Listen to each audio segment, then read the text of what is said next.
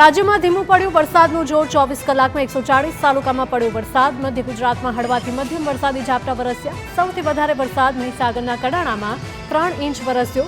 20 તાલુકામાં નોંધાયો છે 1 ઇંચથી વધારે વરસાદ। રાજ્યમાં સરેરાશ 90%થી વધુ વરસાદ પડી ગયો। સૌથી વધુ ઉત્તર ગુજરાતમાં 95% વરસાદ ખાબક્યો, જ્યારે સૌથી ઓછો સૌરાષ્ટ્રમાં સરેરાશ 84% વરસાદ નોંધાયો। આગામી 7 દિવસ હળવાથી મધ્યમ વરસાદની આગાહી। ત્યારે આવતીકાલે નવસારી, વલસાડમાં વરસાદનું યલો એલર્ટ। દમણ, દાદરા નગર હવેલીમાં પણ ભારે વરસાદની શક્યતા। રાજ્યમાં 4 સપ્ટેમ્બરથી ફરી વરસાદનું જોર વધશે। સપ્ટેમ્બર મહિનામાં સામાન્યથી વધુ વરસાદનું અનુમાન। દક્ષિણના દરિયાકાંઠે માછીમારોને દરિયો ન ખેડવા સૂચના।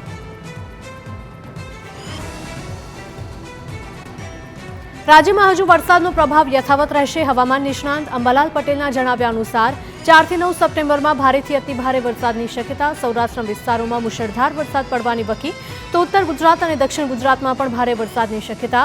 16 સપ્ટેમ્બર સુધી વરસાદની સિસ્ટમ સક્રિય રહેશે।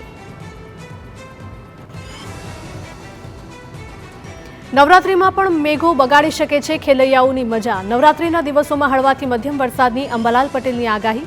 છઠ્ઠા નોરતાથી દશેરા દરમિયાન પડી શકે વરસાદ। ભરૂચમાં નર્મદા નદીના પૂરનું જોખમ ટળ્યું। ગોલ્ડન બ્રિજ નજીક નર્મદાની સપાટીમાં જોવા મળ્યો ઘટાડો। નર્મદા નદીની જળસપાટી ઘટીને 14 ફૂટ સુધી નોંધાઈ છે। નર્મદા ડેમમાંથી છોડાતા પાણીમાં ઘટાડો થયો છે। કાંઠા વિસ્તારના લોકોમાં હાશકારો। મહીસાગરના કડાણા ડેમમાં પાણીની આવક। ડેમની સપાટી 416 ફૂટ પર પહોંચી છે। ડેમના 6 ગેટ 5 ફૂટ સુધી ખોલીને 69,646 ક્યુસેક પાણી નદીમાં છોડાયું, જેને પગલે મહીસાગરના 110 ગામ અને પંચમહાલના 18 ગામને એલર્ટ આપવામાં આવ્યા।